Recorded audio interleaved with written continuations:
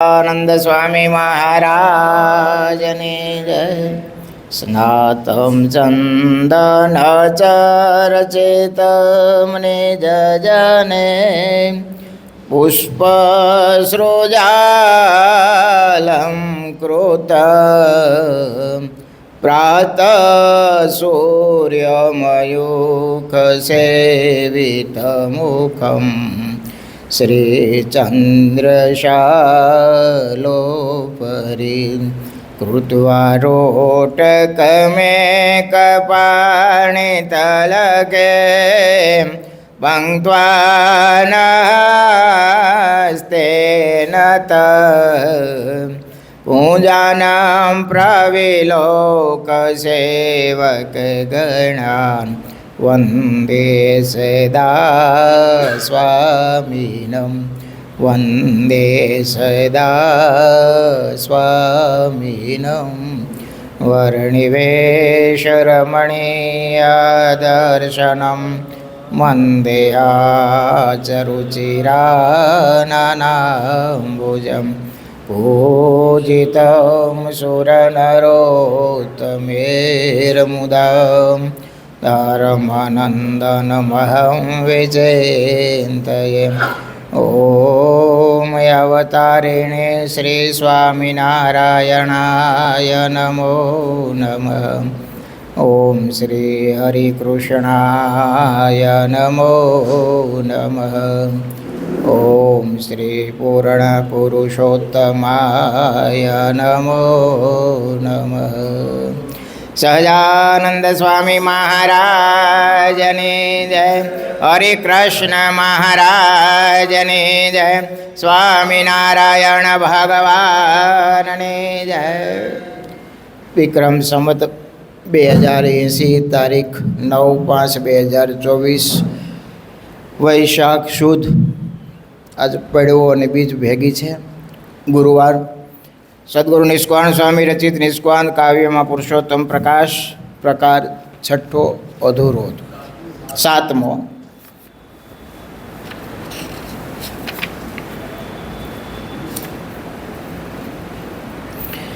रे जो पंचव्रत प्रमाण रे धारे विचारे सौ सो जान रे पंचव्रत से सौने पार रे नथी एथी बीजू काई बार रे जोशो विध विधे जो विचारे रे भराय अर्थे से अति भारी रे तेमा धन ने स्त्रियानो त्याग रे घणो कयो से करे विभाग रे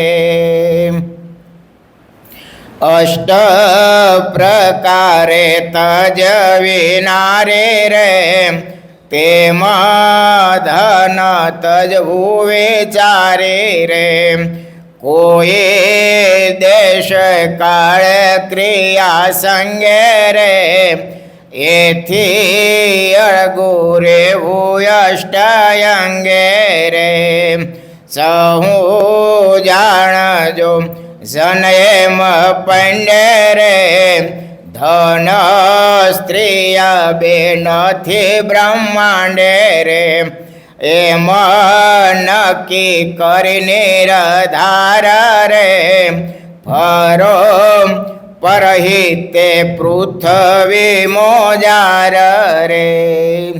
सहजानंद स्वामी महाराज ने जय। शू कहे छे स्वामी?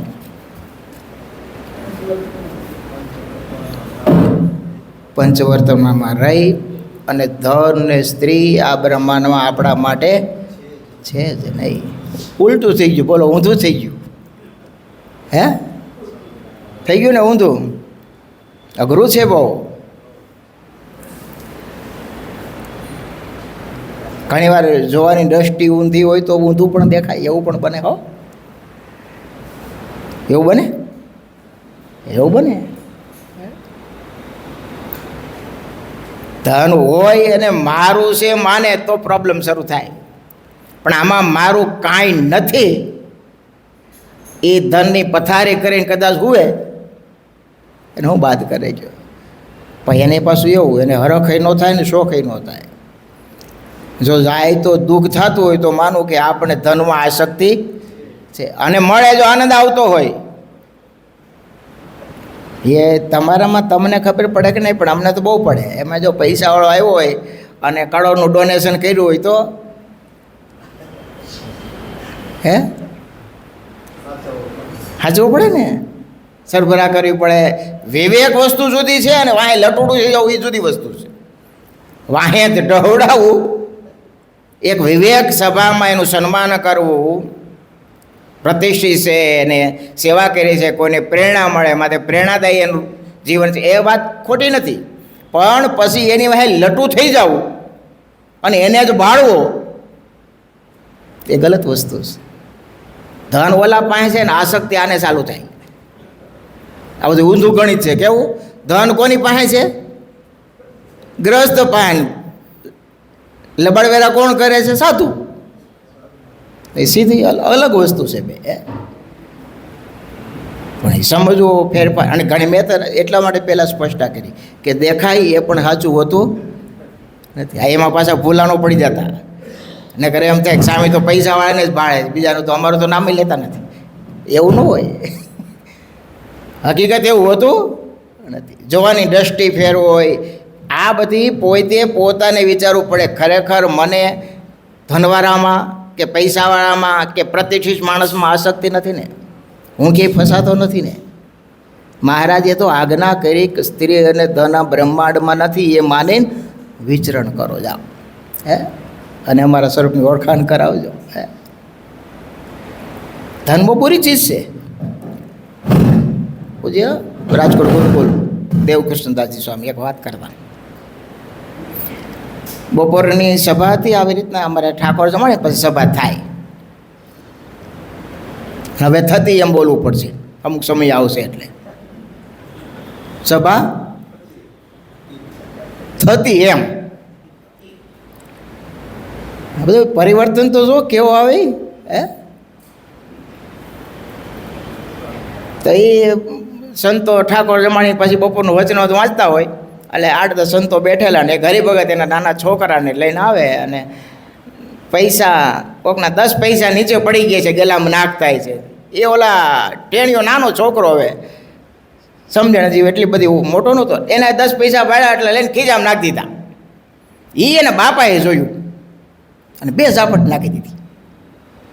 સંતો બેઠા એલા હા ભાઈ ભગત એને હવે નાનું છોકરું છે આને મરાય કાંઈ, એનો વાંક હું બિચારાનો. તો કે સ્વામી એવું છે ને એ ધર્માદાના પૈસા એને અત્યારથી લેવાની ટેવ પડી, આ મોટો થઈને હું નહીં કરે.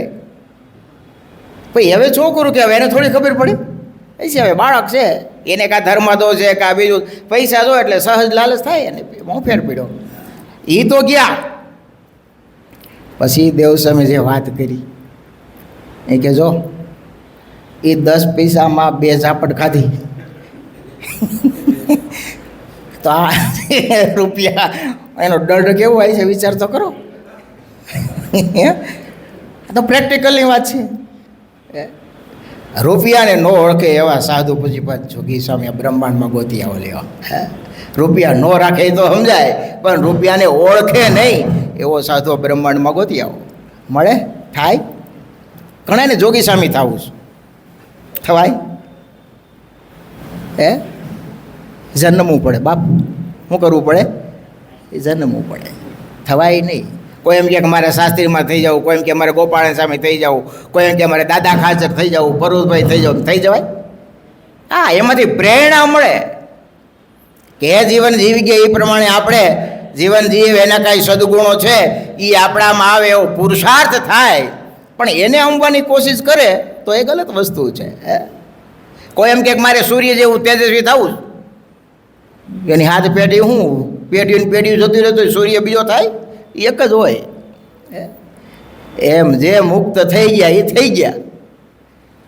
થવું હા પ્રેરણા ચોક્કસ, એના જેવું થવાનો પ્રયત્ન પૂરેપૂરો કરો, એને આંબાનો પ્રયત્ન પૂરેપૂરો કરો, પણ એના જેવા થઈ ગયા એવું માને બેહારું ને એ બહુ અઘરું છે. ગુણાત્યાન એમ ના પાડી છે, કોઈને કોઈના જેવા કહેવાય એનો દ્રોહ કર્યો કહેવાય, એવું લખ્યું છે સ્વામી વાતોમાં.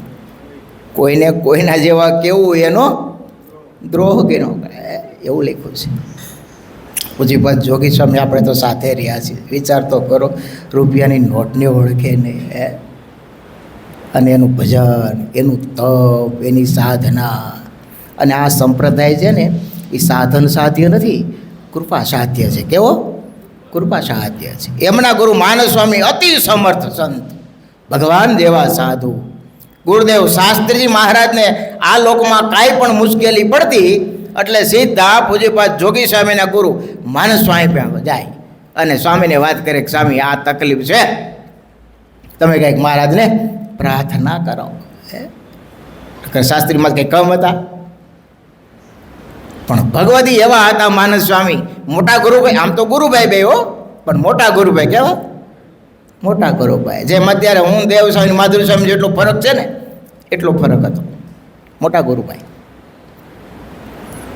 એમ કહેવાય છે કે માનસ સ્વામી સાધુ થયા પછી લાંબુ પગ કરીને સૂતા નહીં, બેઠા બેઠા માળા કરતા, રાતે ભગવાન સાથે સીધી વાતો કરતા. ગુરુદેવ શાસ્ત્રીમાં અમરેલીમાં 5 દિવસનો યજ્ઞ કરવો હતો ને, હાવ જગ્યા મંદિરની નાની અને અમરેલીનો મુખ્ય રસ્તો, ત્યાંથી બધાએ સ્મશાને સબને લઈ જાય.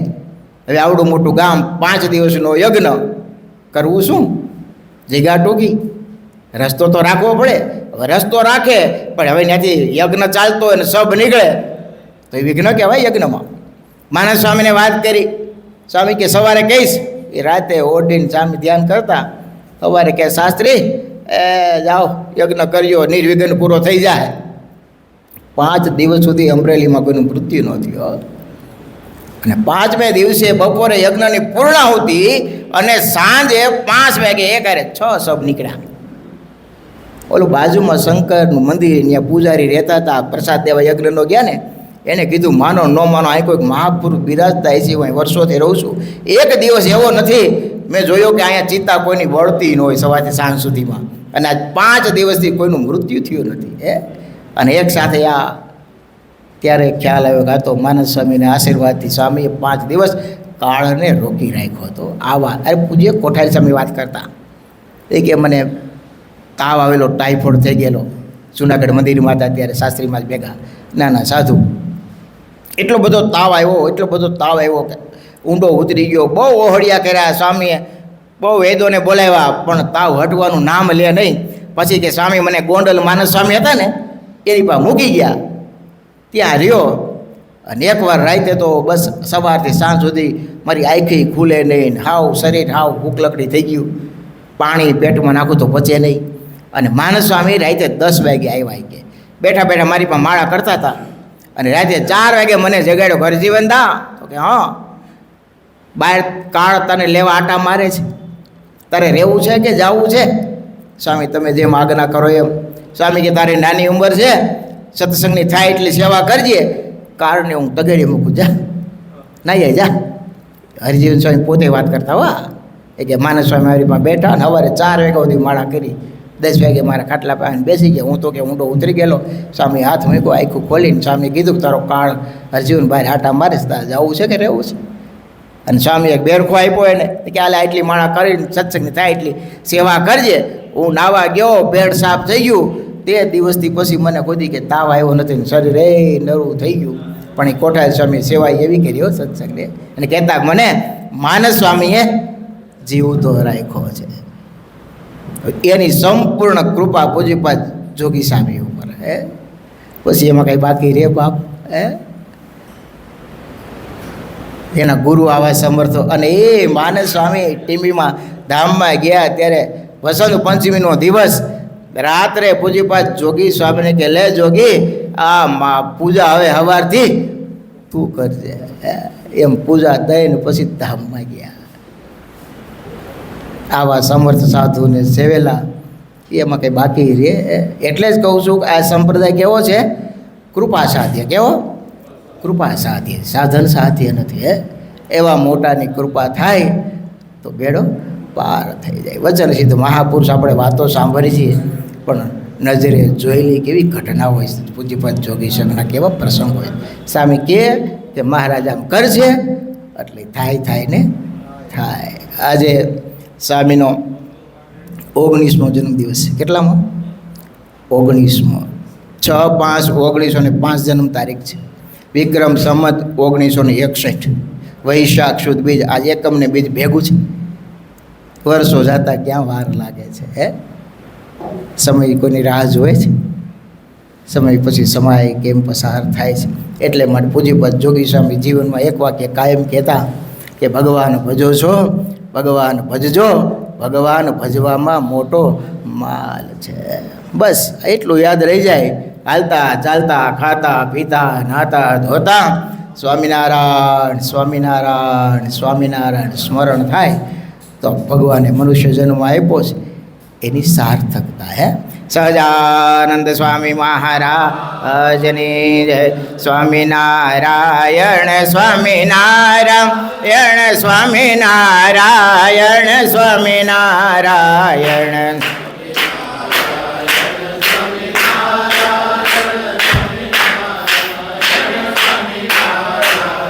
સ્વામિનારાયણ સ્વામિનારાયણ સ્વામિનારાયણ સ્વામિનારાયણ.